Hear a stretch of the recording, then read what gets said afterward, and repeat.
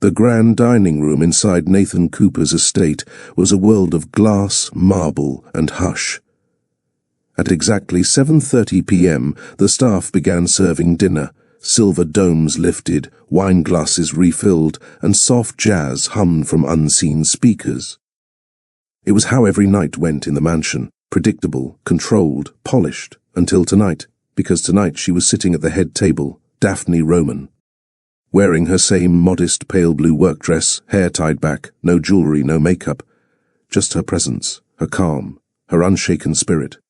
Every eye in the room widened as Mr. Cooper, the billionaire tech giant, known for firing people over eye contact, pulled out a chair for her himself. "Please," he said, his voice low and certain. "Sit." She hesitated. So did time. The head butler froze mid-pour. The two servers holding trays of roasted duck with blackberry reduction blinked twice. Even the security guard stationed at the far wall reached for his earpiece, unsure if this was part of protocol or a mistake. It wasn't a mistake. Daphne sat, slowly, quietly. She didn't touch the utensils. Her hands folded in her lap, posture upright like she'd grown up reciting verses in church pews. She didn't speak. She didn't smile. But she also didn't cower. Across the long table, Vanessa, the estate manager, tightened her grip on her wine glass until her knuckles turned white. "She's just the maid," someone whispered under their breath. What's she doing at his dinner table? But the room wasn't just frozen by confusion. They were shaken by the way she looked, completely undisturbed, not proud, not flattered, just still. She didn't pretend to belong. She didn't pretend to not. Nathan sat across from her, folding his napkin and meeting her gaze for longer than anyone had ever seen him hold eye contact with a woman. He poured her water, not a servant, him. "She had a long day," he said, his voice cutting through the tension like a blade, "and she deserves to eat in peace." Nobody knew where to look, because in a mansion where titles meant everything, a quiet woman in worn shoes had just redefined the entire room. If you believe love has no status, go ahead and like this video. And don't forget to subscribe to Mr. Victor Storytime for more stories that move hearts. Have you ever walked into a room and felt small, not because you were, but because the people around you made you feel that way? Maybe you were qualified, kind, honest, but still overlooked. Have you ever been so true to yourself, so rooted in your values, that it felt like the world didn't know what to do with you? That's what it felt like for Daphne Roman. She never asked to belong. She never chased titles. She wasn't raised to measure herself by money or attention. Her mother taught her that dignity wasn't something worn, it was something lived. But what happens when someone so pure walks into a world so poisoned by ego, status, and power? When love has always looked like performance, how do you recognize it when it comes quietly, in the form of someone folding napkins by hand, or cleaning mirrors while humming church hymns? You see, Daphne didn't know how to flirt. She didn't know how to work a room. She barely spoke when she wasn't spoken to, but in a house full of staff trained to disappear, her stillness stood out. And Nathan Cooper, cold, calculating, unreadable Nathan, noticed. It wasn't her figure. It wasn't her face. It wasn't even her voice. It was the way she never reached for anything she didn't earn. In her silence, she radiated self-worth. So let me ask you again. Have you ever been judged for your background, held your breath around people who looked at you like you were temporary? Loved someone deeply, but held back because deep down you didn't feel worthy? Because if you've ever doubted your place in someone's world, if you've ever felt unseen despite giving your all, this story might feel more familiar than you think. And Daphne's stillness? It was the beginning of a storm no one saw coming. Vanessa hadn't blinked once. She was seated 2 spots down from Nathan, her lips tight with the kind of smile that only showed when she was trying not to explode. For the past 2 years, she'd managed Nathan Cooper's estate flawlessly. Hired staff, dismissed staff, coordinated private meetings, charity events, chef rotations, wine shipments from Sonoma. She wasn't just the estate manager. She saw herself as part of his future, until now, until Daphne, until tonight. After the plates were cleared and the wine was poured, Nathan casually asked Daphne, "Would you like dessert?" Daphne shook her head once. "No, thank you, sir. "No need to call me sir here," he said gently. A knife didn't need to be thrown. The sharpness was already in the air. Vanessa dropped her napkin on the floor, leaned down to pick it up, and when she rose, her voice sliced through the quiet room. "You think sleeping next to a billionaire makes you special?" Gasps fluttered. A younger server stumbled, nearly dropping the dessert tray. Daphne didn't flinch. She didn't look at Vanessa. She just lifted her eyes toward Nathan, not in fear but with a silent warning, "Don't let her do this here." Nathan stood, and when he spoke, every corner of the dining room fell silent. "If anyone here," he said slowly, "believes status determines value." He paused, his eyes locking on Vanessa. "You can collect your check tonight." Vanessa's jaw stiffened. No one moved. He turned to Daphne. "You still sure you don't want dessert?" She gave a tiny nod. "I'm okay." Nathan didn't sit back down. He pulled her chair out again, offering her his hand. "Let's eat in the library. Less noise." Daphne rose, her footsteps soft but steady. As she passed the others, her chin didn't lift, but her dignity filled the entire space. She didn't need to respond to Vanessa's insult. Nathan already had. And the weight of that one public stand echoed louder than any slap ever could. Because that night, the richest man in the room chose to defend the quietest woman, not with promises or jewelry, but with respect, and for Daphne, that was louder than love. What happens when a billionaire, haunted by betrayal, hardened by power, and respected for silence, meets a maid too honest to play games? What happens when the girl who cleans the glass begins to reflect everything he was too broken to face? Daphne Roman didn't come looking for love. She came to work, to send money home, to hold on to her values in a world that rewarded everything but virtue, but in a mansion where status determined who mattered. She never begged for attention. She never angled for favor. She simply showed up, whole, soft, unapologetically herself. And Nathan Cooper, he wasn't looking for softness. He wasn't looking for anything at all. Until the night she knocked on his balcony door with his forgotten coat, and kindness he'd forgotten existed.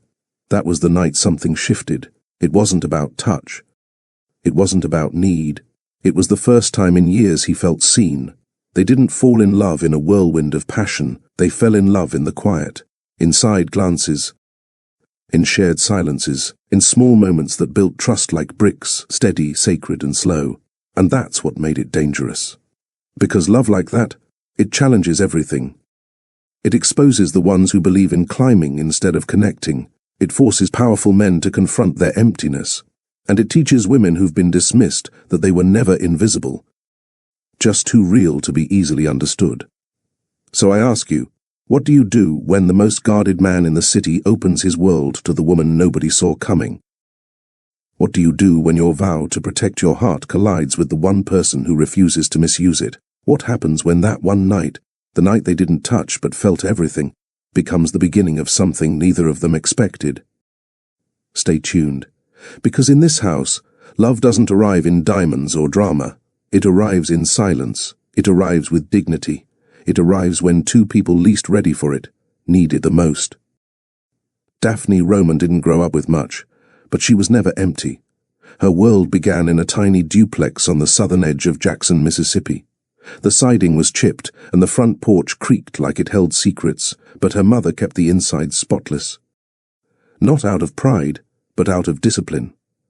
Cleanliness was dignity, and dignity, her mother said, couldn't be bought, but had to be lived. Daphne grew up hearing her mother's hands pray before meals and scrub sinks afterward. She wasn't loud. She wasn't flashy. She was soft-spoken, soft-footed, but made of something stronger than steel. After her father died unexpectedly when Daphne was just 12, her mother took on more houses to clean. 5 days a week, sometimes 6. She wore second-hand sneakers and carried a bucket with cracked handles and a cloth-wrapped Bible stuffed inside. Daphne watched her mother navigate grief with grit.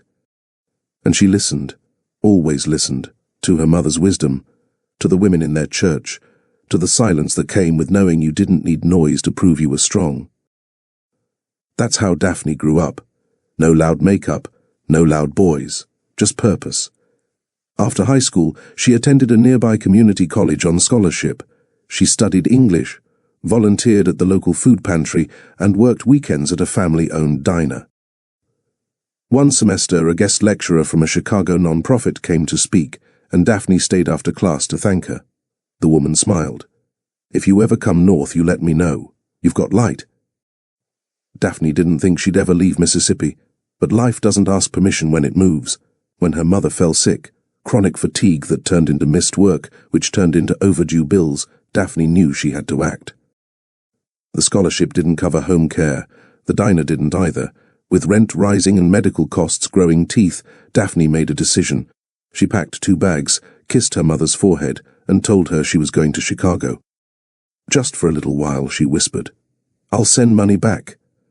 "You rest now," her mother cried quietly, then handed her a folded church flyer with a verse scribbled in pen, "The meek shall inherit the earth." Daphne carried that paper in her wallet every day since.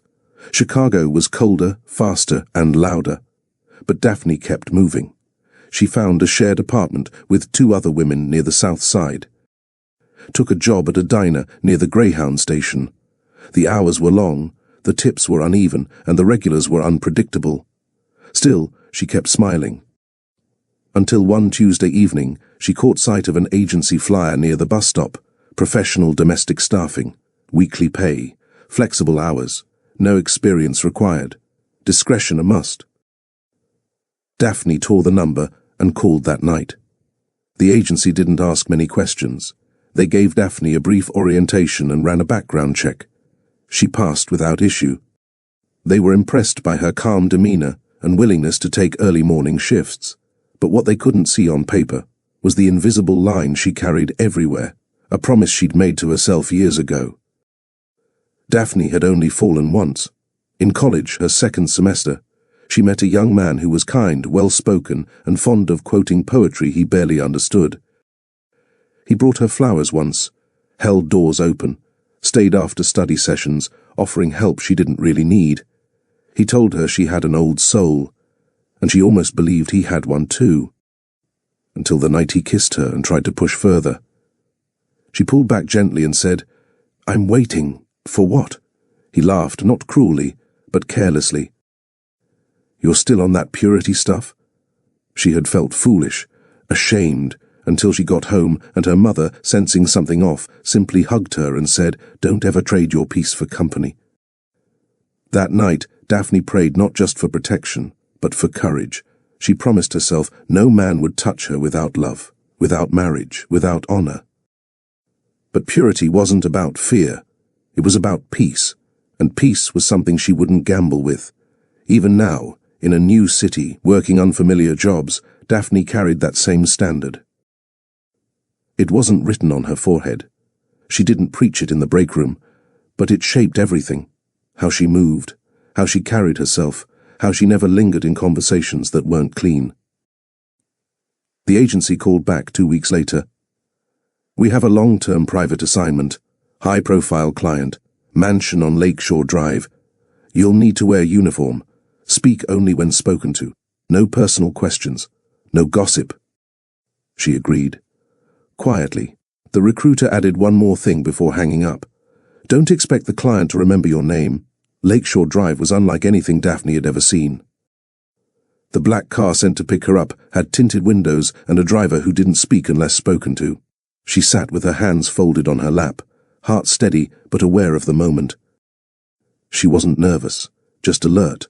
When the car pulled up to the towering glass and stone mansion, Daphne blinked once, not at the size, but at the silence around it.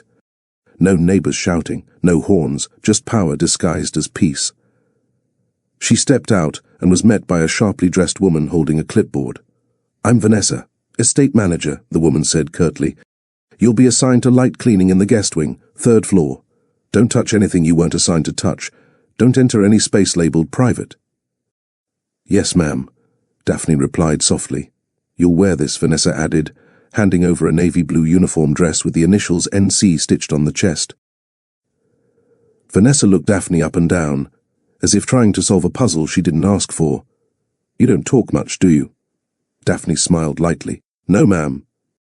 Vanessa didn't smile back. Inside, the mansion was as cold as the outside suggested.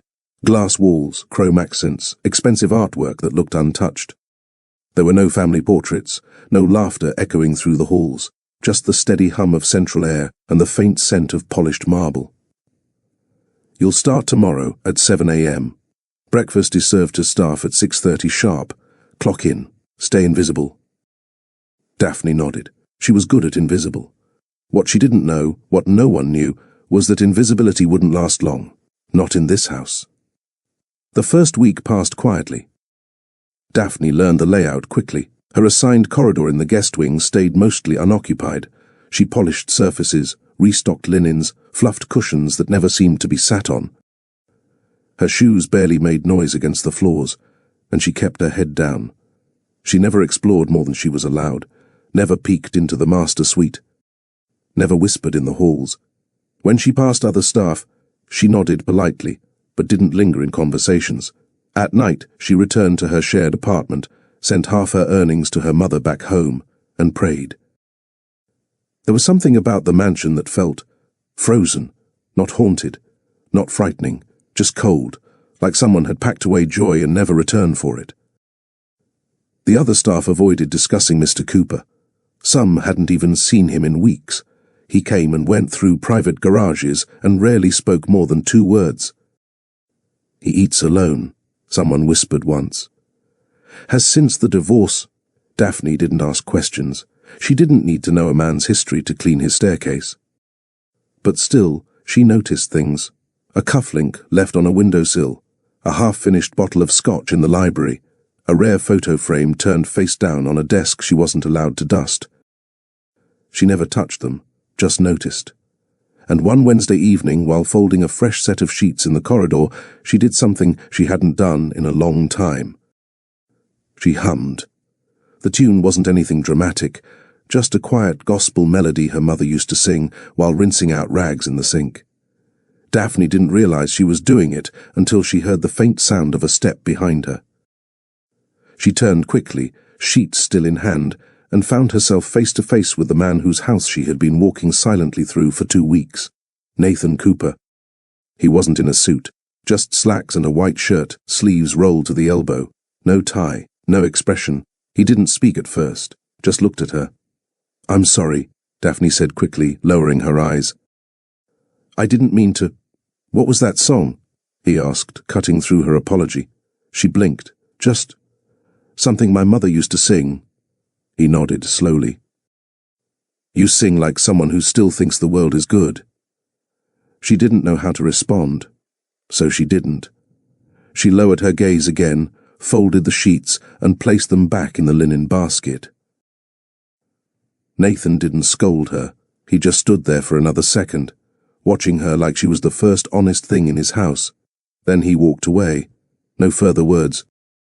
No orders, no tension.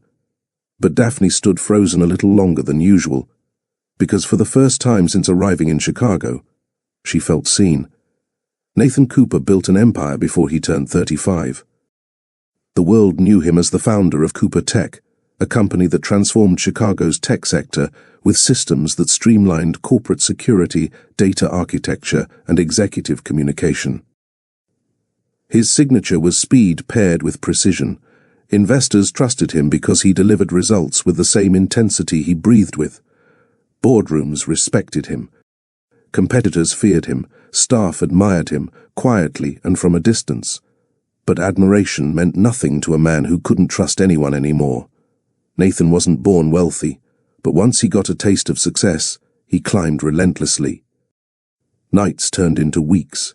Weeks turned into years. By the time he reached the top floor of his own skyscraper, he had already lost pieces of himself he never admitted existed. His marriage was the steepest fall. He married young, too young for the world he was entering. His ex-wife, Veronica, was charming in public, magnetic with cameras, and had the kind of smile that belonged in magazines. For a time, Nathan believed he was safe with her, until she proved he wasn't. The betrayal wasn't one moment. It was a series of small fractures that built into a break too large to repair. She used his last name to negotiate perks. She used his meetings as an excuse to attend fundraisers. She used his silence to build a separate life outside their home. Nathan found out not because she admitted it, but because her carelessness became louder than her excuses.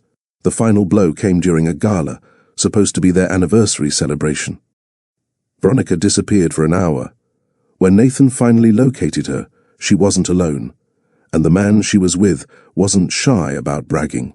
Nathan didn't shout. He didn't embarrass her in return. He walked out, but something inside him shut off permanently. After the divorce, he traded vulnerability for routine.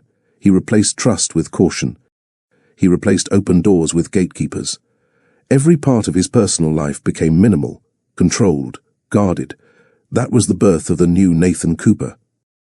The man who lived in a mansion without warmth, the man who built a dining room he never used, the man who surrounded himself with staff he never looked at, the man who, despite millions watching him online, lived like a ghost. His empire thrived. His heart stayed in storage. And that is exactly where it was the morning Daphne Roman entered his life. Not with a bang, not with a scene, just with silence. Nathan didn't speak about his past, not even in therapy sessions his board encouraged him to attend. But the memories never asked permission to surface. They came whenever someone mentioned loyalty, or trust, or marriage. They played behind his eyes when he signed contracts or scanned rooms full of strangers. Sometimes the memories came like tiny stings. Other times they hit like oxygen loss. One particular memory lingered deeply. It was a spring evening.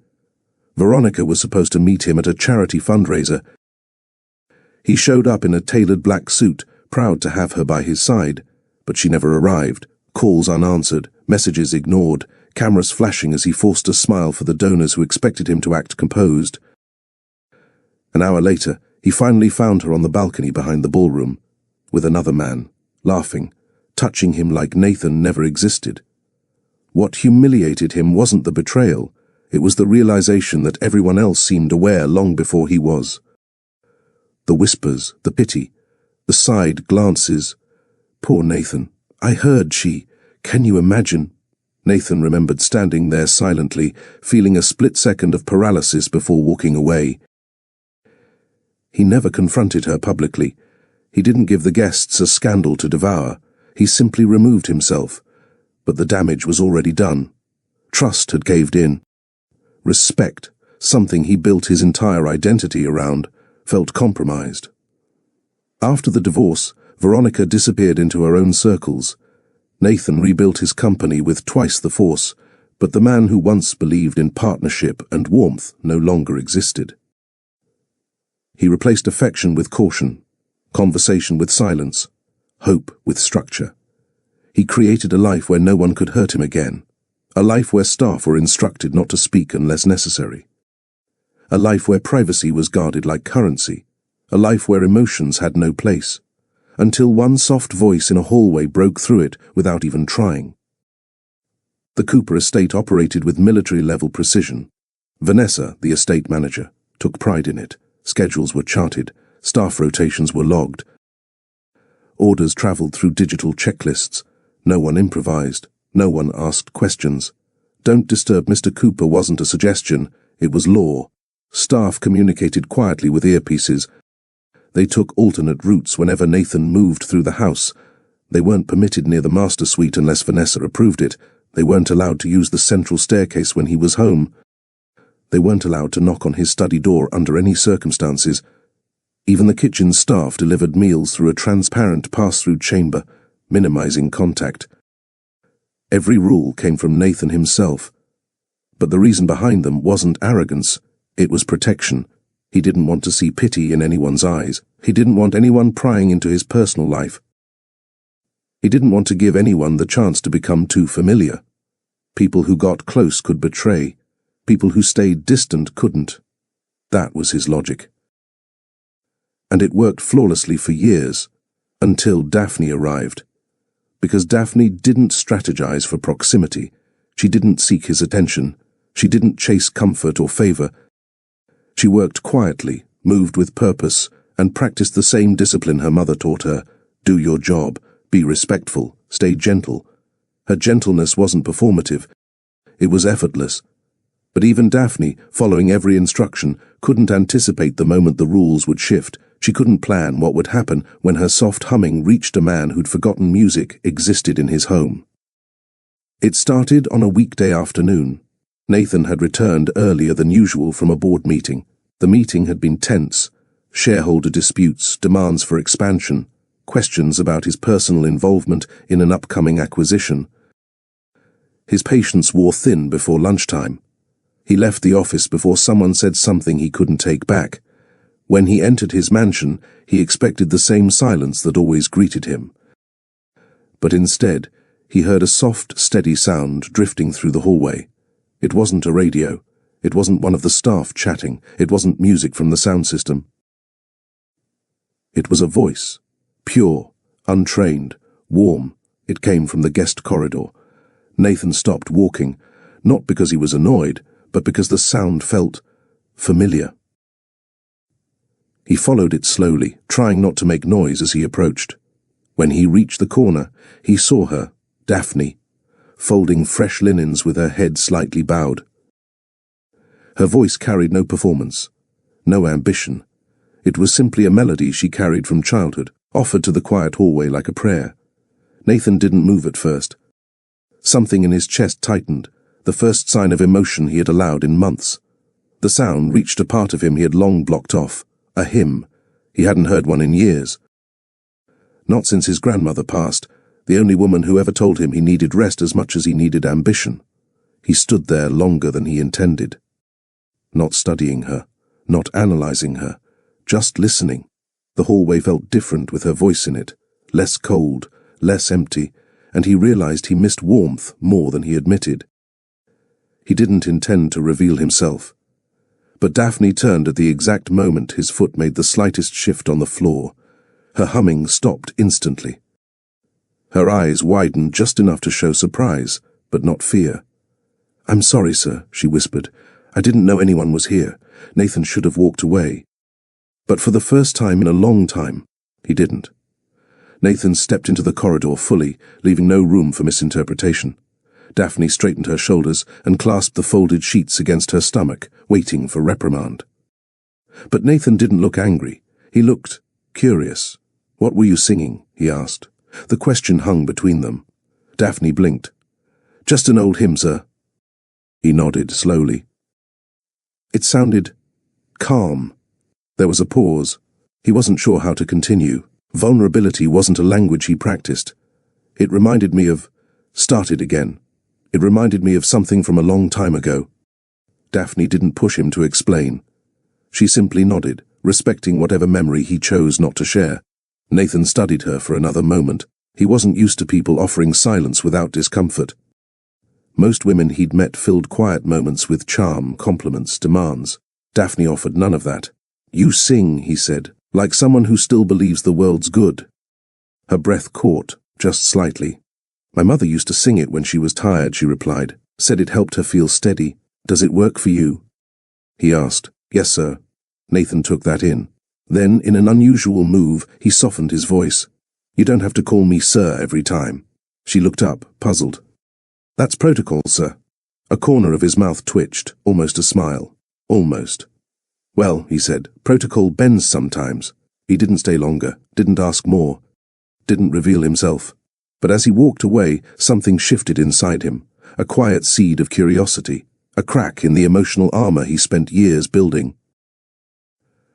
And for Daphne, her hands trembled after he turned the corner, not out of fear, but because she felt something she didn't expect, seen, not for beauty, not for status, not for gain, but for the peace she carried, even when she didn't realize she was offering it. But something in the air did. After that hallway moment, the gospel hum, the brief exchange, the first words shared between Nathan and Daphne, the silence between them took on a different weight. It wasn't awkward. It wasn't romantic. It was awareness. Daphne didn't sing again, at least not audibly. She moved through her shifts just as before, quiet, focused, respectful. But now she noticed when the halls felt warmer, when footsteps passed closer, when doors creaked open near her corridor and lingered longer than necessary. Nathan, on the other hand, didn't alter the house rules. He didn't summon her, didn't change her schedule, he didn't need to, but he started showing up in places he previously avoided. The library, the guest lounge, the hallway near the linen closet. He never interrupted her work, he never made small talk, but she could feel it, eyes observing not out of suspicion, but out of curiosity. A presence that didn't demand attention, yet quietly held space. The staff noticed too. Whispers began, but no one had proof. Nothing scandalous happened. No one could point to anything, but still, people talked. Did you see her folding sheets again while he passed? She never lifts her eyes, but he watches like she's the only one moving. I swear he paused today just to hear her greet the delivery guy. Vanessa noticed most of all. She watched the shift in the air like a hawk sensing something off balance. And that bothered her more than words could say. Daphne, meanwhile, pretended not to notice. She continued clocking in early, staying late, and keeping her spirit anchored. But deep down, she knew. Something was happening. And in a house built on detachment, that something felt dangerous. Nathan had spent years mastering detachment. He knew how to analyze quarterly losses and outmaneuver hostile takeovers without blinking. He could read body language, detect corporate manipulation from the smallest facial twitch, and respond to negotiation tactics with precision. But none of that prepared him for noticing Daphne. At first, it was minor things. Her shoes, always the same soft beige flats, worn at the toe but cleaned each morning with quiet care. He noticed how she would pause before entering a room, just long enough to center herself, never rushing, never lingering. Her hands, never idle. Whether folding towels, wiping counters, or adjusting picture frames, she worked with focus, not frenzy. Nothing about her movements suggested she was trying to impress anyone. And her silence, it didn't feel empty, it felt respectful, intentional. She didn't speak unless necessary, and even then, her words were measured. Nathan had met thousands of women over the years, CEOs, designers, publicists, influencers. Some were loud, some poised, some persuasive, but none of them ever held their space the way Daphne did. She didn't try to occupy the room, she simply existed in it fully, and that's what made her impossible to ignore. One morning, as he walked past the guest corridor, he paused near a mirror on the wall. Daphne was adjusting a floral arrangement on a nearby table. She noticed his presence but didn't turn. "Good morning, Mr. Cooper," she said softly, not flirtatious. Not nervous, just polite. He nodded. Good morning, that was all, but his gaze lingered, not because of her figure, not because of intrigue, but because something in her presence felt grounded. Steady, like she didn't need anything from him, and that felt new. That evening he called off a dinner meeting, said he had a migraine. In truth, he wasn't ready to sit through another room of people pretending. Not when someone under his own roof had mastered what the world outside couldn't fake, genuine peace.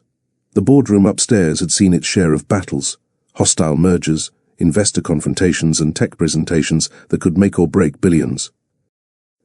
But tonight, Nathan sat alone long after everyone else had gone. The meeting had ended 2 hours earlier. It hadn't gone poorly, but tension sat heavy on his chest. A few board members had questioned his focus lately. "You seem distracted," one said bluntly. "Your decision-making has slowed," he responded with his usual calm. Short sentences, numbers, logic, but the implication stung.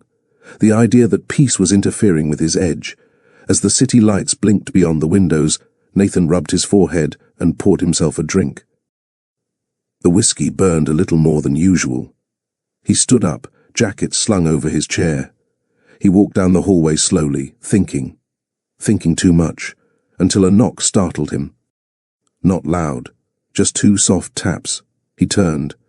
Daphne stood in the doorway, his dark wool coat folded neatly over her arms. "You left this upstairs," she said quietly. He blinked, then looked at his arms. Indeed, he hadn't realized it was missing. "You didn't have to bring it," he said, stepping closer. She held it out to him. "My mama always said, kindness doesn't cost nothing." His hand brushed hers as he took it. A spark, subtle but undeniable. He didn't say anything right away. Neither did she. The moment wasn't choreographed. It wasn't part of anyone's plan. It was just honest. And in that honesty, something shifted again. Daphne hadn't planned to knock. She found his coat while delivering a tray of refreshments to the boardroom cleanup team. It was folded over the back of a chair, just another item to return. But something told her he might still be awake, still moving, still alone, so she brought it, simple gesture. But the reaction, it stunned her. Nathan didn't just take the coat. He stared at her, not inappropriately, but with the kind of pause that said, "No one's done that in a long time. Kindness doesn't cost nothing," she repeated, softer this time. He held the coat, nodded slowly, then asked, "Did your mother say that often?" Daphne smiled gently. "Almost every day. She sounds like someone who raised a woman with spine." "She raised a woman who knows her place," Daphne replied, without shame or sarcasm. Nathan raised an eyebrow. "And what place is that?" Daphne didn't answer right away. Then, steady as ever, she said, "One where peace matters more than position." Nathan felt the words sit in his chest like a weight he didn't expect. "Would you—" he began, but trailed off. She tilted her head slightly. "Sir?" He shook his head once. "Never mind. Thank you." Daphne nodded and turned to leave. But that spark, it didn't leave with her. That night, Nathan didn't sleep right away. He sat in the reading lounge, coat draped over his arm, the ghost of her words repeating in his mind. Peace matters more than position. He had heard every argument for ambition, every justification for power, every excuse for betrayal, but he'd never heard someone speak of peace like it was currency, like it was the prize. The next morning, Daphne's routine didn't change. She still wore the same uniform, still walked the same quiet way through the halls. But when Nathan passed her in the corridor, he slowed. She glanced up. Their eyes met for just a second. No words, no smile, just acknowledgement. The first mutual pause. The kind of pause that holds meaning words can't shape yet. Something had changed. She felt it. He knew it. No one said it, but the air was different now. Less cold. Less distant. More alive. Nathan didn't understand what was happening. And Daphne, she didn't dare name it yet. But in the space between that coat, that spark, and that silence, a door had opened. One neither of them knew how to close again. The mansion was quiet that night, quieter than usual. Board meetings had stretched late, tension clinging to the walls like dust. Nathan returned home with a headache and a stiffness in his shoulders that even the dim lights of the foyer couldn't soften. It was close to midnight when he walked toward the kitchen in search of something simple. Water, maybe. He wasn't expecting anyone awake. But Daphne was there. Standing at the long marble counter in her navy uniform, she was rinsing out a small teacup the chefs must have left behind. Her movements were gentle, unhurried. The soft overhead light touched her face in a way that made her seem almost peaceful, like the chaos of the city didn't reach her. She turned when she sensed someone behind her. "Mr. Cooper," she whispered, startled but steady. "I'm sorry, I didn't know you were still up." Nathan paused at the doorway. He wasn't used to announcing himself. "I couldn't sleep." Daphne nodded, drying the cup with careful precision before placing it on a tray. She moved as if she didn't want to take up space, as if she believed that her silence was a courtesy. He stepped into the kitchen. "You don't have to rush out." Her hands froze for a second. "I didn't want to be in your way." Nathan rubbed his temple. "You're not." She let the towel fall over her wrist. "Long night?" "Long year," he admitted. He wasn't sure why that slipped out. He usually guarded his truth behind iron walls, but something about her presence loosened bolts he didn't touch. Daphne gave a soft nod, not prying, not pushing, just listening. He pulled out a chair at the small kitchen table. "Sit with me." Her eyes widened slightly, as if that request wasn't meant for someone wearing a name tag and a uniform. "Are you sure?" "Yes," he said simply. She obeyed gently, folding her hands over her lap. They sat across from each other, no sound except the refrigerator's quiet hum. It was the first time they'd shared a space without the buffer of routine. Nathan exhaled slowly. "You know, this house wasn't always this quiet." Daphne looked up, waiting, not demanding, just present. He wasn't sure why he continued, but he did. I used to host dinners, laugh, celebrate things that mattered. He shook his head once. Somewhere along the line, that stopped. Daphne didn't answer right away. Sometimes silence isn't peace. It's protection. His gaze sharpened. Is that what you think I'm doing? She held his eyes. It's what people do when they've been hurt. Nathan didn't respond, but he didn't deny it. A soft storm of honesty settled between them. Nathan leaned back in his chair, watching Daphne with the quiet curiosity he rarely allowed himself. You speak like someone who's lived more than you admit, he said quietly. Daphne swallowed. Life teaches early when you don't have much. He studied her hands, the way her fingers curled inward, not from fear, but modesty. What taught you? He asked. Daphne hesitated. She wasn't used to people asking about her story. Most employers didn't care. Most people didn't take the time. My mother, she answered softly. She had a way of seeing goodness even when life didn't offer much. She taught me to keep faith, not just in God, but in myself. Nathan tapped a knuckle on the table, thoughtful. Faith doesn't come easy. No, Daphne agreed, but it's the only thing that kept me from breaking. He blinked slowly. Has someone tried to break you? Her eyes lowered as she continued. But my faith taught me that not every loss is punishment. Sometimes it's protection. Sometimes it's preparing you for something better. Nathan breathed in deeply. My ex-wife said she loved me. She said she'd stand by me, but she stood with other people instead, and expected me to pretend I didn't see it. Daphne didn't gasp or pity him. She just listened, steady, grounded. That kind of betrayal, Nathan continued, voice low, makes you question everything, your choices, your worth, yourself. Daphne nodded slowly. Pain changes people, but it doesn't have to harden them. Nathan's jaw tightened, not in anger, but in the painful recognition of truth he'd avoided. You still believe that? He asked. Yes, she whispered. Because if I stop believing, then the hurt wins. Their eyes met, and for the first time, Nathan didn't look away. Something quiet settled in the kitchen, a warmth neither of them expected. Not romance, not desire. Just truth being exchanged between two souls who weren't used to being seen. Nathan placed his elbows on the table, leaning slightly closer, not intruding but drawn in.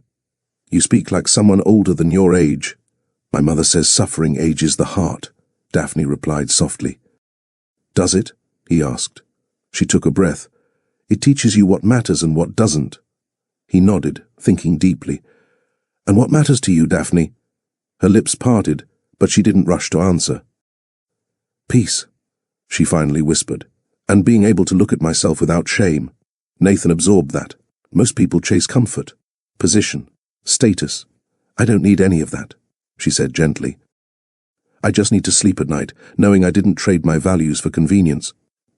He looked at her differently then, not as staff, not as background, but as someone with more integrity than half the people he'd trusted. You're rare, he murmured. No, sir, she corrected softly. I'm just firm. Nathan let out a low breath. People like you, they scare people like me. Daphne's brows lifted slightly. Why? Because you don't want anything from me. Her gaze held his. Should I? No, he said, shaking his head. It's just unfamiliar. A soft understanding formed between them. Respect, not attraction. Connection, not confusion. Nathan stood and walked to the counter, pouring himself a glass of water. He handed it to her without thinking. For sitting with me, he said. She accepted it gently. Thank you for talking to me. Something honest, something mutual. The kitchen felt smaller now, not physically but emotionally. The table between them no longer acted as a barrier. It felt like a bridge. Daphne looked down at her hands. Can I say something honest? Nathan tilted his head. You can say anything. Her voice softened to a near whisper. I don't want to be used. Nathan's chest tightened, not in anger, but in a rush of clarity. He set his glass on the table. Daphne, I don't want to hurt you. She exhaled slowly, relief and uncertainty blending between her breaths. I've met men, she admitted, who saw kindness as weakness, who believed quiet meant willing. Nathan shook his head firmly. You've never once given me the impression you're willing to be anything but yourself. She met his eyes. I'm not "And I respect that," he said, without hesitation. Her throat worked, touched by the sincerity in his tone. "Mr. Cooper—" "Nathan," he corrected softly. She blinked, thrown off. "No protocol tonight," he said gently. "Nathan," she repeated, the name foreign on her tongue but honest. "I don't want to give the wrong idea." "You haven't," he said. "If anything, you're the first person to give me a right one." Silence fell again, but not the cold kind, the soft, vulnerable kind, the kind that said both of them were revealing pieces of themselves they hadn't touched in years. It was past midnight when their conversation faded into a stretch of quiet reflection. The air wasn't charged, it wasn't suggestive, it was tired, tender, human. Nathan stood slowly, running a hand over his face. "I shouldn't keep you up." "I'm not tired," Daphne whispered. "You should be," he said gently. "You work more than anyone in this house." She stood too, smoothing her uniform unconsciously. "Are you tired?" He gave a tired half-laugh. "More than I admit, they weren't flirting, they weren't circling each other. They were simply two people who didn't want the night to end." Nathan took a hesitant step toward the hallway. "Walk with me?" Daphne nodded softly. They walked through dim hallways, passing the quiet rooms of the estate. When they reached the small sitting room near the east wing, Nathan paused. He sat on the couch, leaning back, not commanding, not postured, just resting. Daphne stayed near the doorway at first, unsure. "You can sit," he whispered. She walked over slowly and sat on the opposite end of the couch. Minutes passed. Neither spoke. Nathan shifted slightly and leaned his head back. "You ever sit with someone and not feel the need to say anything?" "Yes," she murmured. "With my mother." He closed his eyes. "I haven't had that in years." At some point, neither of them knew when, he leaned sideways, and she didn't move away. Not because she felt obligated, but because she felt safe. Her head rested gently against his upper arm, his breathing softened. Eventually, exhaustion pulled them both under. Fully clothed, not touching inappropriately, not seeking anything physical, just holding each other lightly, two souls sharing warmth on a cold night neither expected. The morning light crept into the room through sheer curtains, settling softly on their resting forms. Daphne stirred first. She didn't panic, didn't jolt upright, didn't feel shame. Instead, she felt calm. Her head was still resting against Nathan's shoulder. His arm was draped loosely around her, not possessively but protectively, as if subconsciously he wasn't ready to let go yet. For a moment, she watched him. His face looked different in sleep, less guarded, less sharp. He looked younger, softer, human in a way the world rarely saw. She eased herself up carefully, not wanting to startle him, but Nathan's eyes opened slowly. He blinked once, then looked at her with no confusion, no regret, only honesty. "You stayed," he said quietly. "You fell asleep," she replied gently. Nathan inhaled deeply, the weight of their shared silence settling in. "Daphne," he whispered, voice calm but firm. "Last night, it wasn't a mistake." She nodded. "I know." He sat up fully. "I don't want you thinking you have to explain anything." "I won't," she said softly. Their belonging wasn't physical, it was emotional. Rooted, earned, safe, a connection built not in heat, but in honesty, not in passion, but in presence, not in desire, but in trust. This wasn't seduction. This was intimacy that rewrote both of their definitions of closeness. And as Daphne stood to smooth her uniform and return to her morning shift, Nathan said the one thing that stayed with her all day: "Thank you for staying human with me." The morning light filtered in gently through the sheer curtains, brushing across Daphne's face as she stirred on the edge of the couch. She sat up slowly, eyes adjusting to the soft glow of a new day. The memory of last night came in waves, quiet words, gentle pauses, and a kind of closeness she hadn't shared with anyone in years. Nathan's breathing was soft beside her, his head still tilted slightly as he slept in the same clothes from the night before. They hadn't done anything inappropriate. No touch crossed the line, no word down at her hand. She hadn't changed. Not really, but something inside her was stirring. Was I too vulnerable, too trusting? She rose from the couch gently, careful not to wake Nathan. Her movements were slow, intentional. She stepped into the hallway, her steps silent against the floor. The house was still asleep, but her thoughts weren't. The closer she came to the staff bathroom, the heavier her chest felt. Last night had been sacred, honest, but purity to Daphne wasn't only about the physical. It was about the emotional places she allowed her heart to go. And last night, her heart had leaned closer than it had in a long time. She hadn't fallen. But she had leaned. And that frightened her. The mirror in the staff bathroom was small and slightly fogged from the morning air. But Daphne didn't look at it. Not yet. She knelt beside the narrow sink, resting her hands on her thighs, and bowed her head. Lord. Her voice trembled slightly. I know I didn't break my vow. I didn't cross the line I promised Mama I'd hold. But I felt something I wasn't ready for. Silence hung in the air, as if waiting. She continued, whispering each word carefully. I don't know what he sees in me. I don't know what last night meant to him. But it meant something to me, and I don't want to lie to myself about that. Tears welled but didn't fall.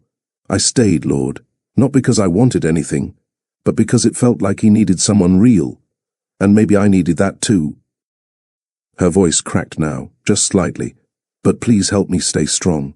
If this is a distraction, take it from me. If it's a test, help me pass it. And if it's something real, something you sent, then give me the courage to face it with wisdom, not feeling. She opened her eyes slowly, letting the words rest in the stillness. Then, finally, she stood and looked in the mirror. She didn't see shame. She saw a young woman trying to remain true, trying to stay grounded in a world that didn't reward softness. She washed her face, wiped the corners of her eyes, and whispered one final line before stepping out. Guide me, because I still want to be your daughter, more than I want to be anyone's anything. Daphne didn't head back to her normal wing, not immediately. Instead, she went to the service closet and pulled out her work shoes. She changed quietly, head still heavy with uncertainty. She didn't feel regret, but she did feel responsibility. The attention Nathan gave her, the warmth in his eyes, the way he let her into parts of himself no one else seemed to reach. It was too much, too fast, too close.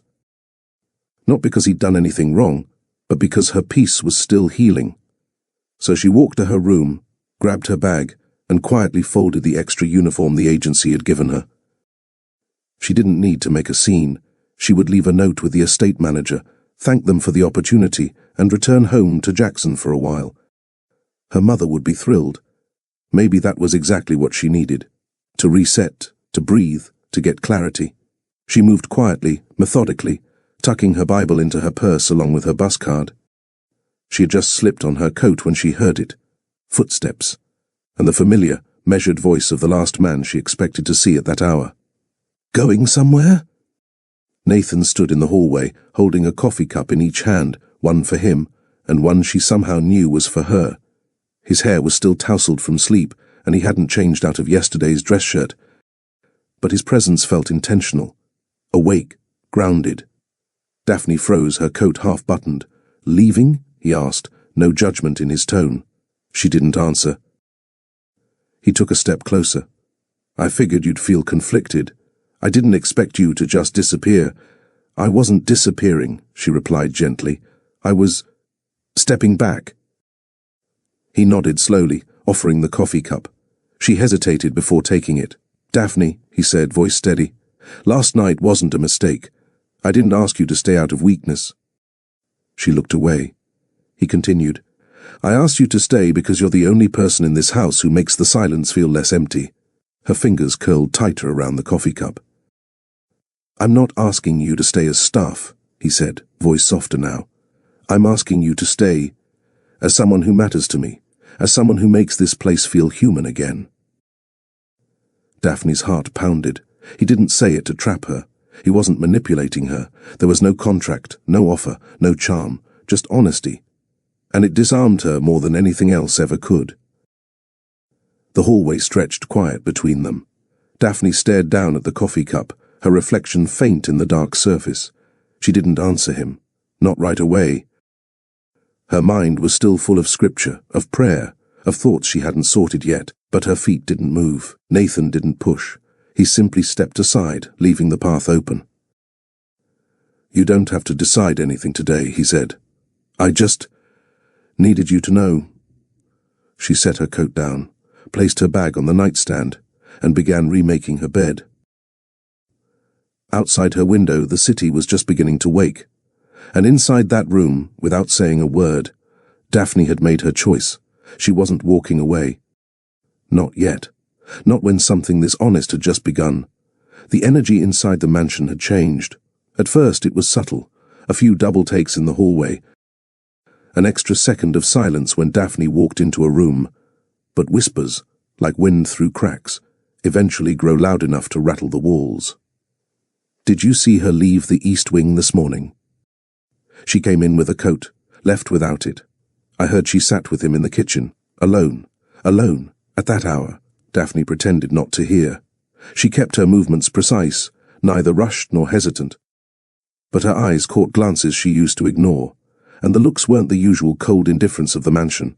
They were sharp now, calculated, watching. The laundry assistant, Mara, avoided eye contact. The kitchen crew, once casually warm with her, turned stiff.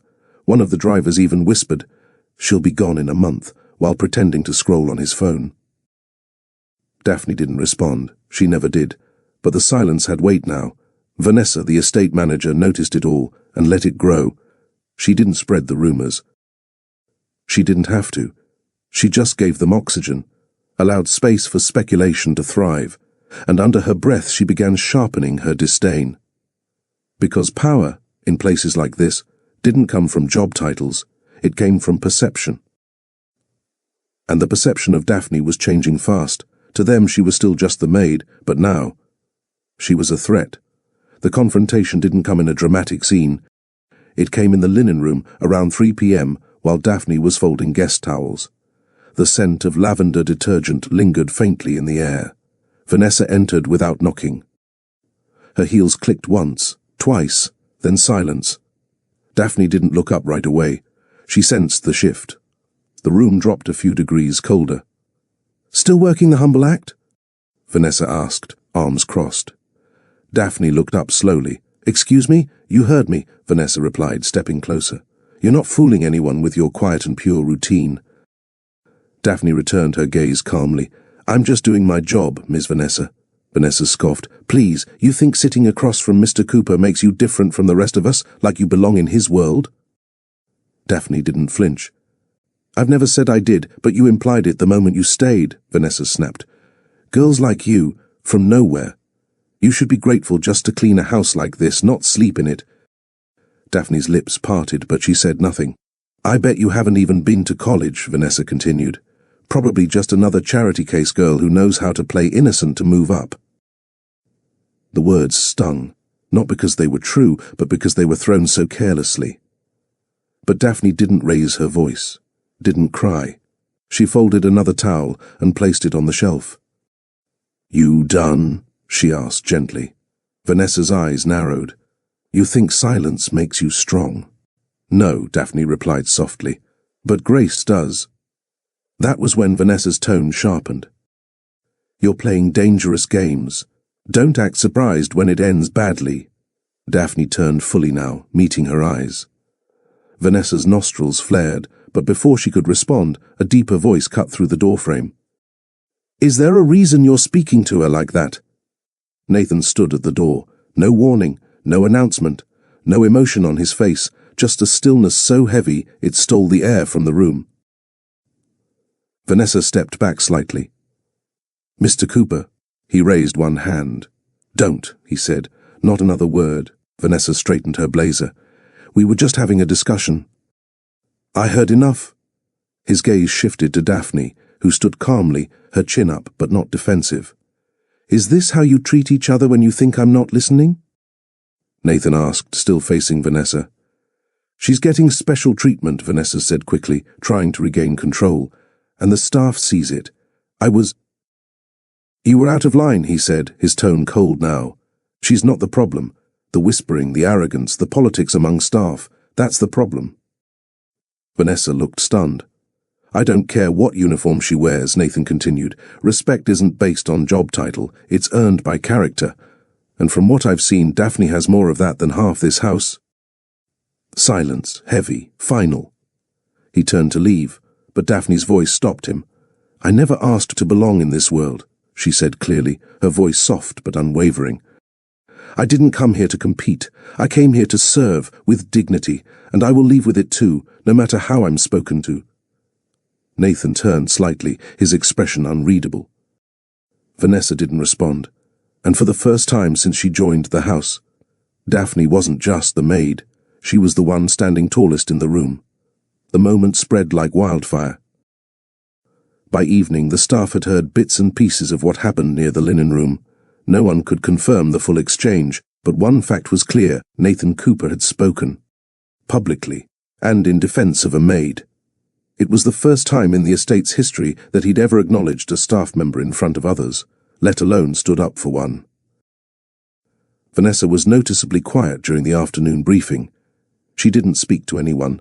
Her usual sharp remarks were gone, and though she retained her title, something about her power shifted. Because when the boss defends someone out loud, everyone listens.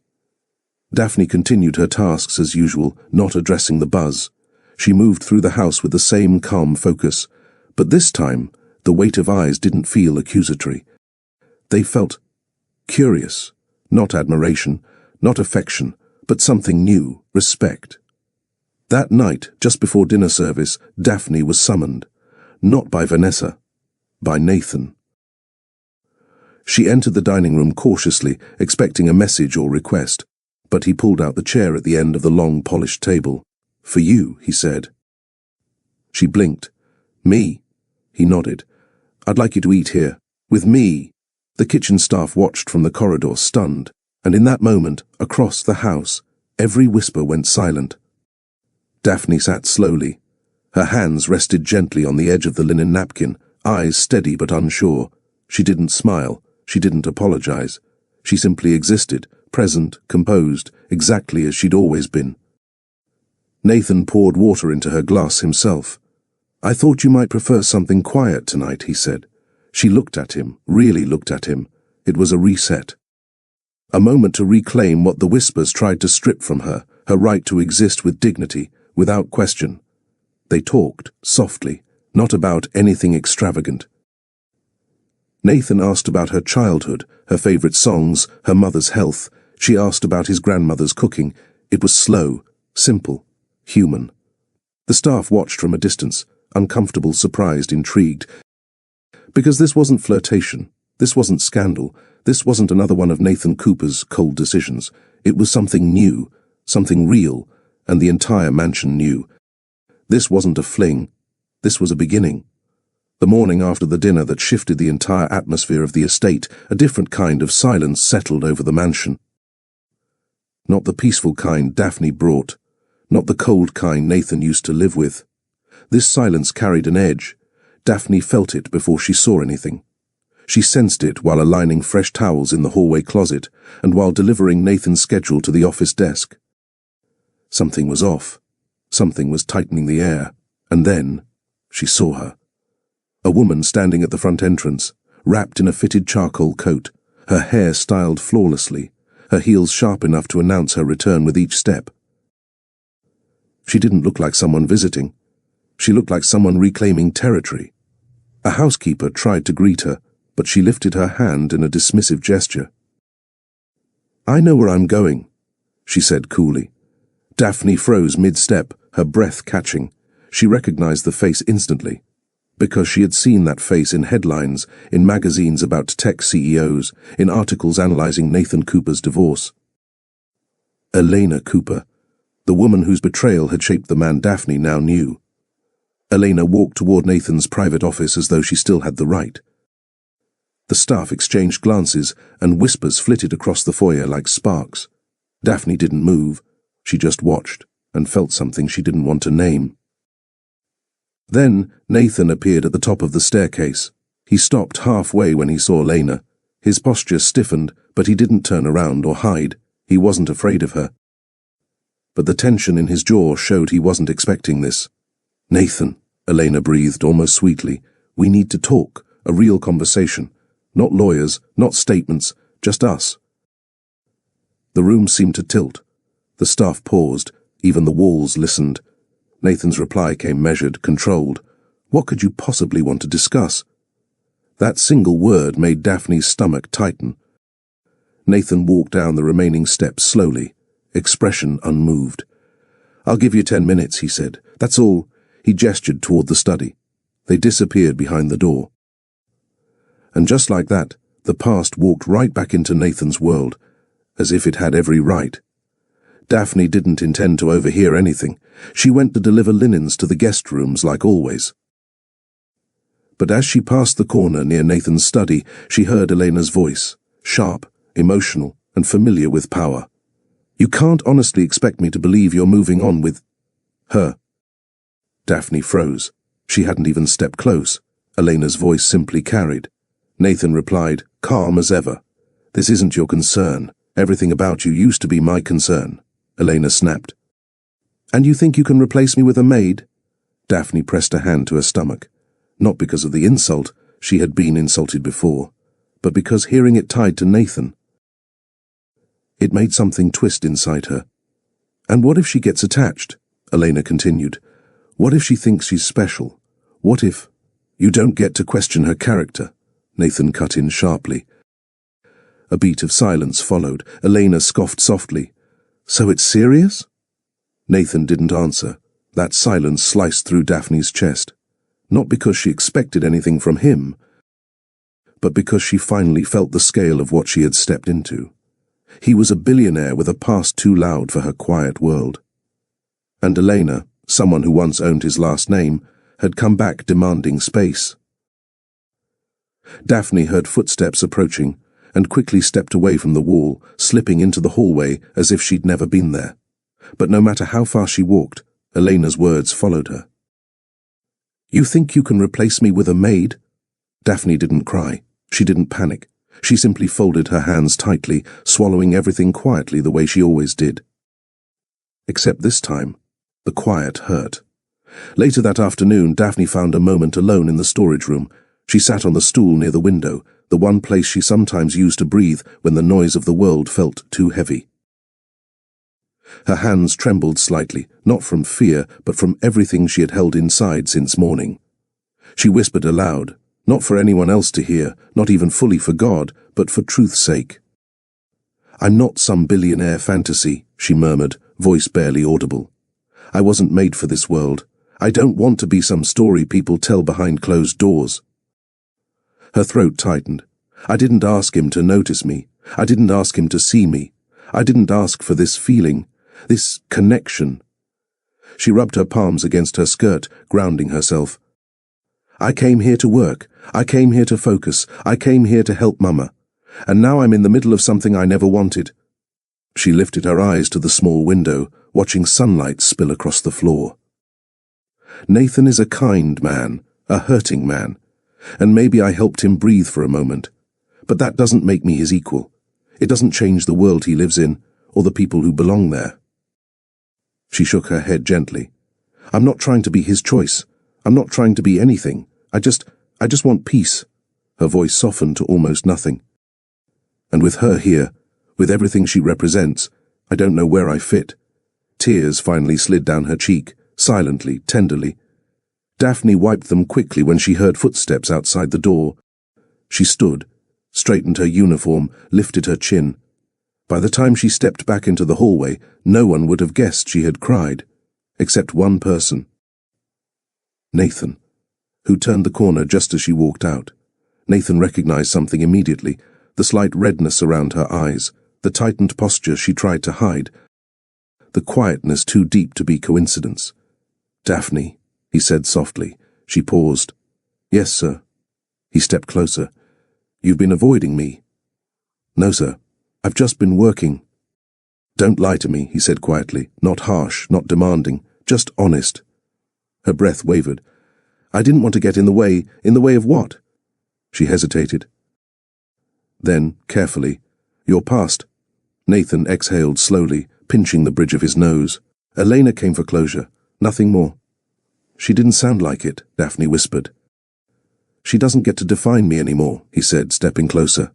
And she doesn't get to define you at all, Daphne swallowed. But she belongs to your world. I don't. Nathan's voice dropped to a deeper, steadier tone. You offered peace, he said. No one ever has. She blinked. He continued, people gave me ambition. People gave me attention. People gave me lies dressed as affection. But you gave me quiet. You gave me honesty. You gave me something real. Nathan, she started.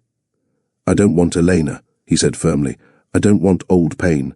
I don't want familiar wounds. I want what makes me feel alive again. He stopped, giving her space. You, he said softly, are the only person who has done that.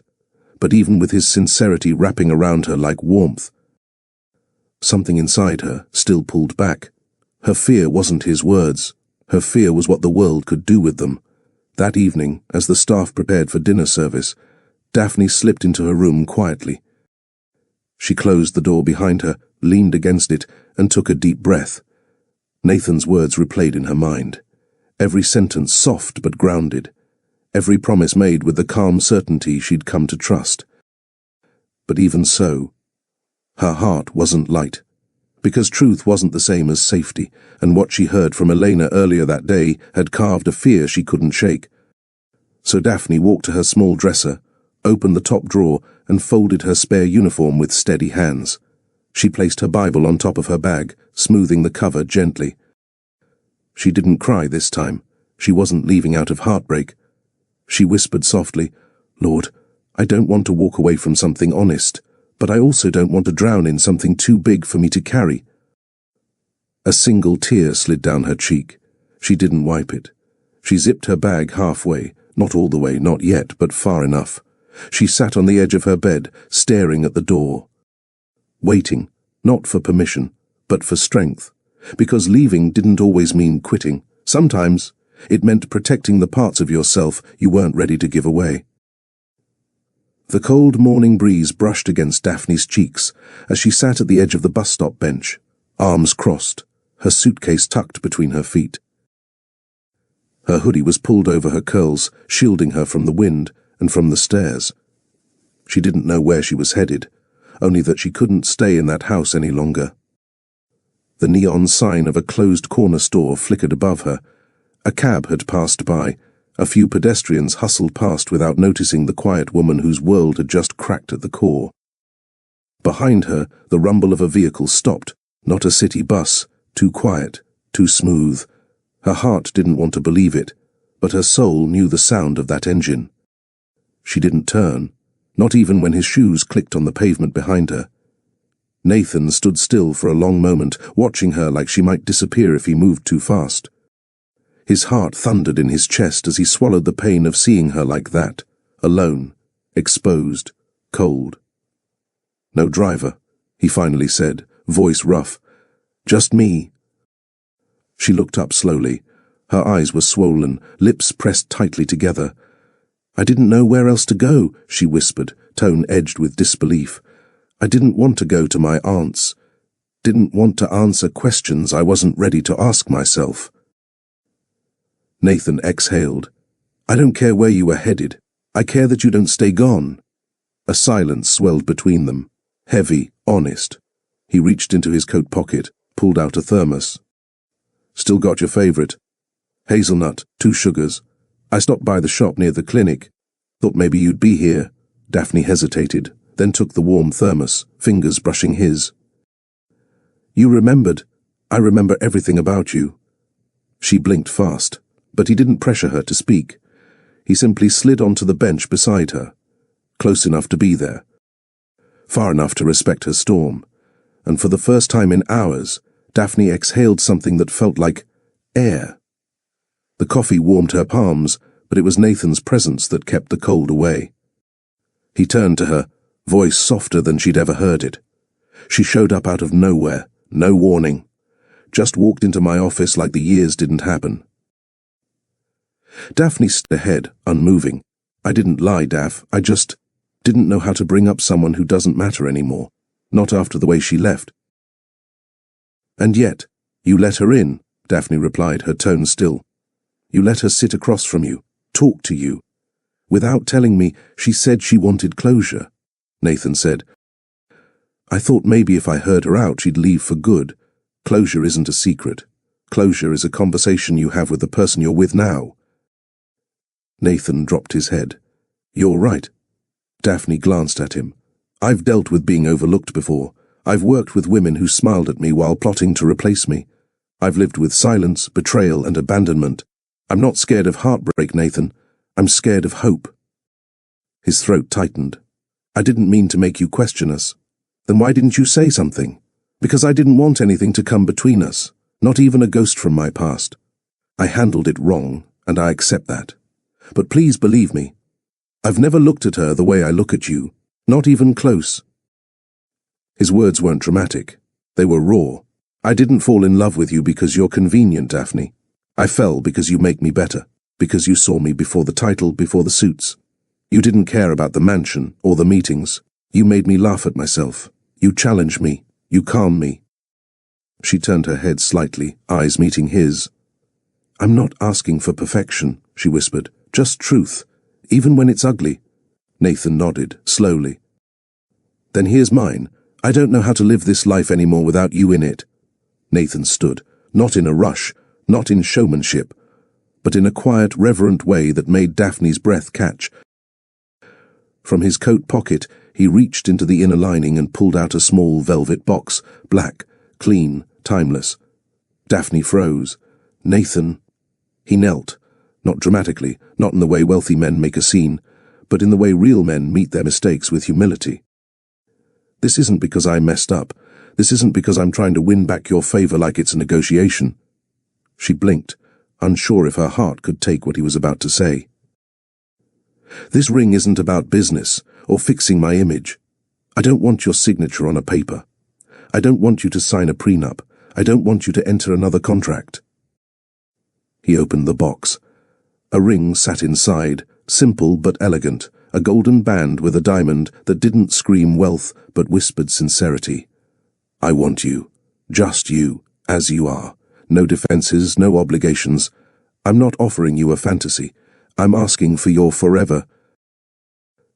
Tears filled her eyes before she could stop them. Just stay, he said, voice catching. Not for the empire, not for the appearances, not for the headlines. Just stay. For me. The cars passed in the distance. The morning air softened around them. A man in love had stripped himself of every layer of power to offer something no money could buy. A place beside him, a promise without fine print. She stared at the ring, hands trembling. But it wasn't the diamond that made her cry. It was him, on one knee, looking up at her like she was worth every second of his redemption, every mile of his healing. Why me? She whispered, lips quivering. Nathan, you could be with anyone, models, heirs, anyone in your circle. Exactly. His voice didn't waver. I've had dinners in Paris, penthouses in Dubai, and been toasted at tables with billionaires and foreign ministers. She swallowed. And none of it ever felt like home. You? You make scrambled eggs with toast on Sunday mornings and sing off-key to songs I didn't know I liked. You light up when you talk about helping kids read. She let out a shaky laugh through her tears. You remember what I wore the day I told you about the foundation? Yellow blouse, gold hoop earrings. The way your face lit up when you said you wanted to build something that lasted. He reached for her hand, not forcing it, but holding it like it was sacred. I didn't fall in love with perfection. I fell in love with purpose, with peace, with the woman who looked me in the eye and said, you don't have to impress me. Just be real. A single tear slipped down her cheek. I don't need the world anymore, he said, because I found you, and you feel like home. She didn't shout, didn't gasp, didn't throw herself into his arms like a scene from a movie. She looked down at his open hands, at the ring that didn't beg attention, but called her name. Daphne reached forward with trembling fingers. Her hand hovered, then touched the box gently, then touched his face. She nodded, once, then again, then pressed her forehead to his, lips trembling. He slipped the ring onto her finger with the kind of reverence saved for prayers and promises. No fireworks, no grand applause, just the sound of her breath mingling with his. Two souls in the middle of a bus stop choosing each other without noise, without pressure.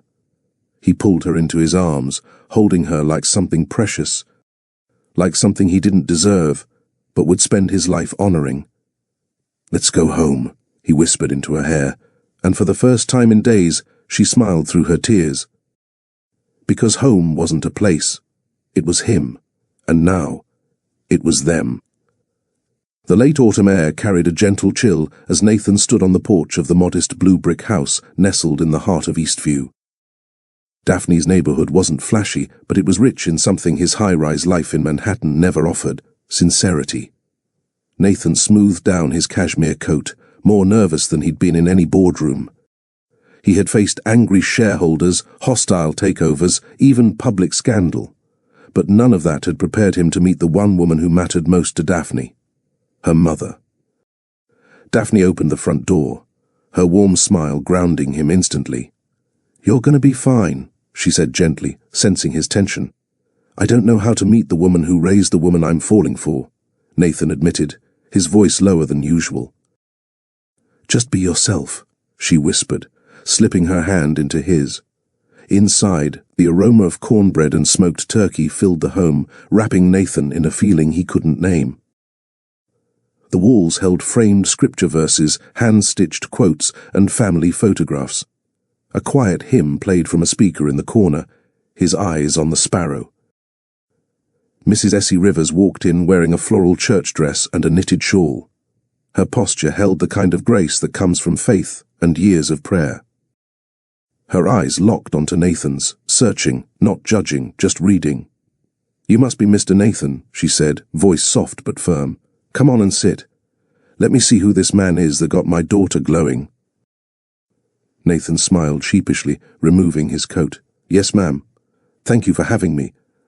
They sat across from each other at the small dining table, and Daphne served sweet tea as the conversation began. It started with pleasantries, where he was from, his parents, his upbringing, but soon Essie leaned in. "My daughter has been through a lot. Her spirit is strong, but she deserves gentle." "I know," Nathan replied quietly, "and I have not always been gentle, but she's changed me." Essie studied him for a beat longer before nodding slowly. "God has a funny way of using storms to grow gardens." He nodded. "I believe that now." They spoke for over an hour, and Nathan found himself asking about Daphne's childhood, about her late father, and about her mother's faith. He didn't pretend to be religious, but he listened, genuinely. Before he left, Essie surprised him by placing her hand on his. "You may not be a man of church, Nathan, but you are a man learning love. That's a start." Outside, Daphne laced her fingers with his again. "She likes you," she teased. Nathan exhaled a slow breath. "She terrifies me." But in the best way. Daphne and Nathan took walks together now, not in the glossy private gardens of Manhattan's elite, but on the cracked sidewalks of Eastview. He wore jeans and sneakers, no tailored suits or pressed shirts. And for the first time, he didn't feel like he was losing anything. He was gaining something: peace. They stopped at a local shelter one morning. Children ran past them, laughing, and a woman waved at Daphne like they were sisters. "This place saved my family," Daphne explained. "After my dad died, Mom and I would volunteer here. Sometimes we received, sometimes we gave. But it was always love." Nathan watched her with new eyes. She wasn't just strong, she was connected. People smiled at her, trusted her, leaned on her presence like light. "Do you ever miss the luxury life?" he asked one evening as they handed out food to elderly guests at a soup kitchen. "I like nice things," she said with a chuckle, "but they don't define me. Giving fills me in ways diamonds never could." That night, as they lay on the couch watching an old movie, no makeup, no designer gowns, just them, Nathan whispered something that caught her off guard. "Thank you for bringing me here, back to life." She turned to face him, brushing her fingers against his cheek. "You were never gone, Nathan. You were just out of touch. And you helped me remember I'm human." His voice cracked slightly and she kissed his forehead. They didn't need grand gestures or candlelit yachts to make the moment meaningful. That kiss, that night, in a small apartment where love was louder than luxury, that was everything. Nathan stood behind the podium at Eastview Community Center, his voice calm, and his presence confident. But this time, he wasn't speaking to board members or media outlets. He was speaking to the very people whose lives he now cared about, people Daphne had taught him to see. Today, I'm proud to announce a multi-million-dollar investment into youth mentorship, housing support, and educational scholarships right here in Eastview, he declared. Applause broke out across the crowd. Daphne stood to the side, her hands clasped, her eyes misty. He continued, "This isn't charity, this is accountability. It's time we invest in the roots of the places we often overlook." The local pastor shook his hand. Teenagers hugged Daphne. Reporters took photos, but Nathan barely noticed. He wasn't doing this for optics. That evening, he showed her the new plans for a vocational center named after her father, the Elijah Rivers Institute. "I wanted something lasting," he said, "a place where young people could come, learn, believe in something, like you helped me do." Daphne was speechless. Tears traced down her cheeks, and she leaned into him, letting gratitude and pride overflow. "You're not just loving me," she whispered, "you're loving where I come from." And Nathan smiled, "Because where you come from built the woman I love." The first time Daphne stayed at his penthouse again, it wasn't about grandeur, it was about comfort. The room felt warmer now, not because of the decor, but because they had built something stronger than infatuation. Nathan cooked dinner. Badly. She laughed as he burned the pasta and made a mess in the kitchen. But the laughter lingered, soft and flirtatious. Their conversations melted into soft touches and gentle eye contact. Later, under the soft lighting of his bedroom, he kissed her like she was glass and gold at once, precious, powerful, deserving of reverence. She pulled back just slightly. "Let's take our time." He nodded, his thumb grazing her lower lip. Always. That night, they didn't rush. They explored intimacy like a language, slow and tender. There was passion, but also pause. Each touch asked for permission. Each kiss was a promise. Wrapped in silk sheets and trust, they whispered secrets in the dark, fears, dreams, childhood wounds. She told him about her insecurities. He told her about nights when his wealth couldn't buy sleep. She fell asleep in his arms, not because the bed was soft, but because his embrace was safer than any vault. It wasn't just physical, it was emotional nakedness, and neither wanted to go back to the version of life that lacked this depth. Daphne stared at a designer bridal catalogue on her lap, then tossed it aside with a laugh.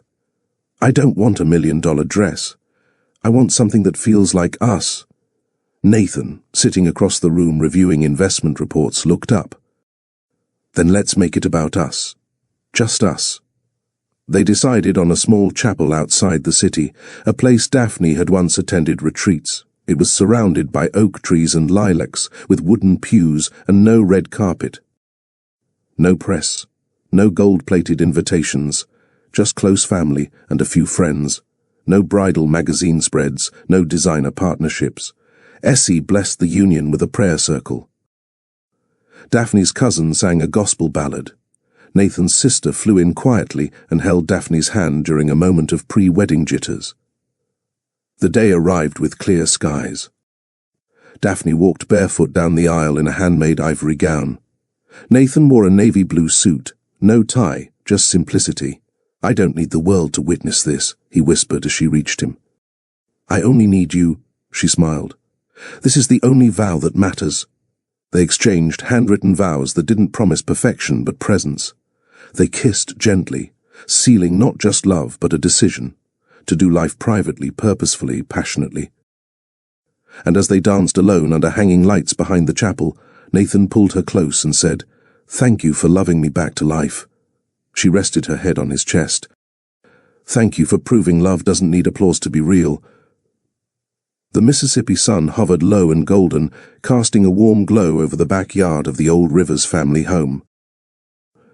Daphne stood in the upstairs bedroom, gazing out the window at the intimate setup below. Folding white chairs arranged in 2 curved rows beneath an oak tree draped with soft chiffon and string lights. Mason jars filled with lilacs and baby's breath lined the aisle, and an antique wooden arch stood at the end, hand-built by Nathan just weeks earlier with his own 2 hands. It wasn't a billionaire's wedding. There was no media frenzy, no designer runway, no VIP guest list. And that was the point. They didn't want extravagance. They wanted meaning. Essie had insisted they do it right in their hometown, the place where Daphne was born, where her faith was shaped, and where her journey started. Nathan agreed without hesitation. Guests trickled in, neighbours, shelter volunteers, old family friends from the community. Some came bearing home-cooked food, others carrying handmade gifts. It felt like a gathering of hearts more than a ceremony. Inside, Daphne adjusted her dress, a vintage-style lace gown her mother once wore when renewing her vows with Elijah. The same gown had been packed away carefully in tissue for years, and now it carried legacy and love. Letty, her cousin, clasped Daphne's hand. "You ready?" Daphne inhaled deeply. "I'm not just ready, I'm grateful." Outside, Nathan stood beneath the arch, his eyes tracing every detail of the setup. His tailored linen suit felt out of place in the Mississippi heat, but he didn't care. He wasn't here to impress. He was here to give his soul. A soft breeze carried the scent of magnolia blossoms through the backyard, and as guests took their seats, a reverent stillness fell. This wasn't a wedding curated by event planners or luxury coordinators. It was homegrown, heart-rooted, just like the love that had brought them here. As the ceremony began, the gentle hum of voices rose from the far side of the yard, the old church choir from Greater Blessings Baptist, the very one Daphne had grown up singing in. They stood dressed in soft hues of cream and coral, smiling with pride as they swayed side to side. Their harmonies rose like a prayer. "Take me to the king. I don't have much to bring." It wasn't a typical wedding song, but it was the one Daphne requested, not to entertain, but to honor where she'd come from. She'd sung those same lyrics during times of sorrow, hope, and rebuilding. Now, she walked into marriage with the same spirit. As the choir continued, Nathan blinked back tears. He watched the faces in the choir, men and women who remembered Daphne as a little girl clinging to her mother's dress, now standing tall, serene, walking toward him. Letty began her solo in the second verse, and even the birds seemed to quiet. "Truth is, I'm tired. Options are few. I'm all churched out, but still my heart's for you." The lyrics weren't perfect for a wedding, but they were perfect for this moment. A raw, honest anthem that spoke of resilience and renewal. It wasn't just about their love story, it was about the journey that forged it. Essie clutched a handkerchief. Some neighbors wiped their eyes. Even Nathan's usually composed sister, seated quietly with his assistant Felix, reached for a tissue. The choir's final chord faded into the open sky, and the entire backyard seemed to pause, not in silence, but in reverence. This wasn't about pomp. This was about presence. The music shifted to an instrumental piece, strings and piano, simple, soft, familiar. Daphne appeared at the top of the back porch steps. She wore her mother's veil, slightly yellowed at the edges from time, pinned delicately into her curls.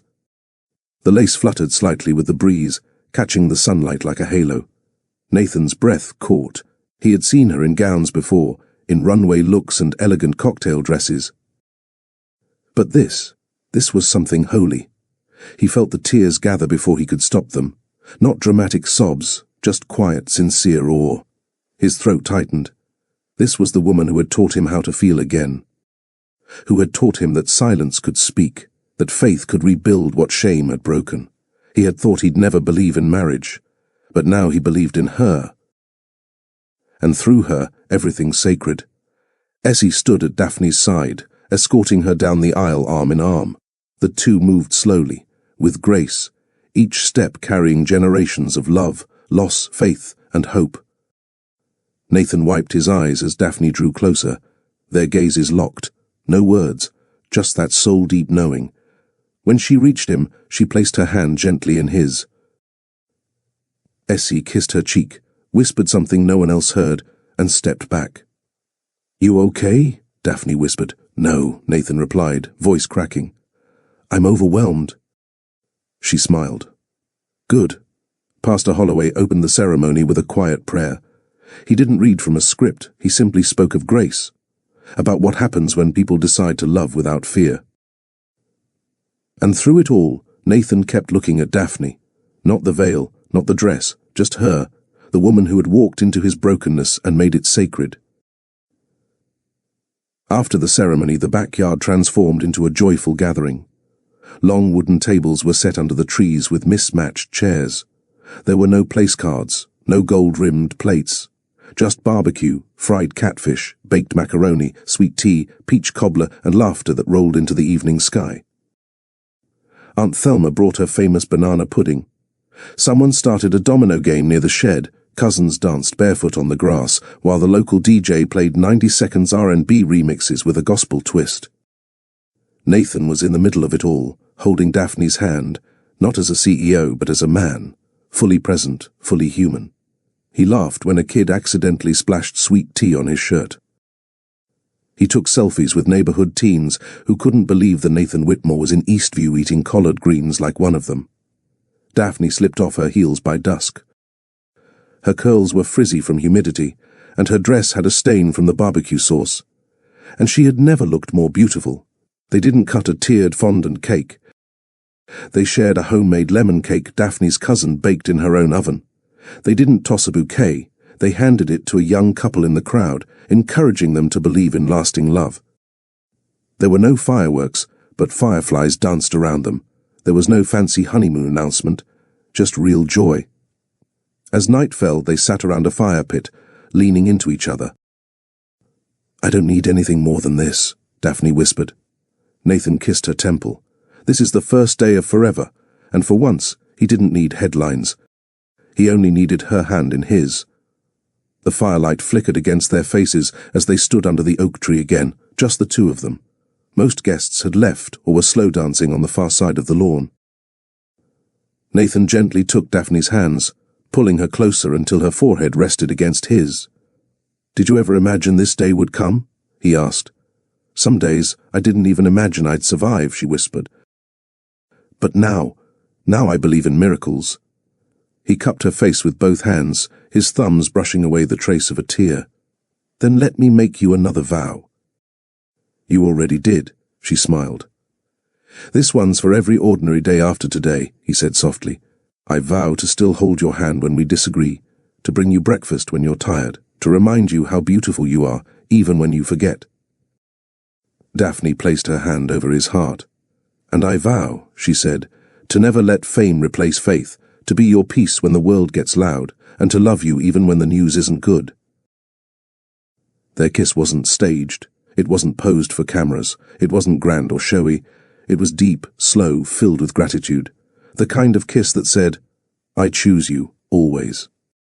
They didn't need an audience. They only needed each other. 1 year later, Nathan and Daphne lay side by side, fully clothed, on the same couch in the small Eastview apartment where they had first discovered safety in silence. The fireplace crackled low. A soft jazz playlist filled the room, and takeout containers sat half-eaten on the floor. Daphne wore his hoodie. Nathan had on flannel pajama pants and mismatched socks. They weren't in Paris. They weren't on a yacht. They were home. "Remember our wedding day?" Daphne asked, tracing invisible shapes on his chest. "Vividly," he murmured. "I still hear the choir in my head sometimes," she giggled. "And you crying like a baby," he chuckled. Unapologetically, silence fell again, warm, familiar. No tension, no performance, just comfort. "You know," Daphne said after a long pause, "I was scared love like this wasn't real." Nathan kissed the top of her head. "I was scared it was, and that I didn't deserve it." She looked up at him. "But we found it." "No," he said. "We built it." Their fingers intertwined. No fame could rival this. No money could measure it. They didn't need to talk much. The love was in the quiet, in the routine, in how they held each other without needing a reason. And just before they drifted to sleep, Daphne whispered, "Let's never stop remembering." Nathan smiled, eyes closed. "Let's never stop choosing each other." Subscribe for more stories where love, dignity, and peace win. Comment, "Daphne deserved peace." If her story touched you. Daphne hadn't changed who she was, despite being the new wife of a billionaire tech mogul. While the headlines tried to turn her into something glossier, something more palatable for magazine covers, she stayed exactly who she'd always been, a kind-hearted, community-driven woman who still showed up early every Saturday at the community centre. Wearing jeans and a soft crewneck sweater, her diamond wedding ring the only giveaway of her new last name, she kneeled beside the kids at the reading circle, her voice full of animation as she flipped pages. Mrs. Young, the long-time centre director, chuckled as she passed by the door. Nathan had offered to buy the centre a new building, fully equipped and remodelled. But Daphne insisted on preserving the soul of the old one first, the cracked tiles, the dusty chalkboard, the faded photos of children who'd grown up and gone off to college. She called it sacred. Even now, with her new reality, a mansion in the hills, drivers, security, endless tech meetings, she returned here to recharge. This was where her heart had bloomed, and she wasn't about to let marriage or money dim that light. Nathan understood that deeply. He didn't fight it. In fact, some days he followed her quietly just to watch her laugh with the kids from afar. She made him believe in warmth again, in purpose without conditions. That was her real power. A month after their wedding, Nathan surprised Daphne with something she couldn't even process at first. He'd stood beside her on a podium at the city's youth conference, his hand on her lower back, gently steadying her as the mayor welcomed them. "This initiative is the reason we're here today," the mayor announced. Funded entirely by a donation from Mr. Nathaniel Crestwood, in honor of his mother-in-law, Mrs. Gloria Ward. Daphne froze. Her breath caught in her throat as she turned toward him. "Nathan, what did you do?" He smiled softly and stepped forward to speak. "We're launching the Gloria Ward Tech Education Fund," he announced, voice steady. "It will support after-school programs, scholarships for underprivileged youth, and innovation labs in schools across the city, because Mrs. Gloria believed in children, in chances, and in change." In the front row, Gloria gasped and brought her hand to her chest.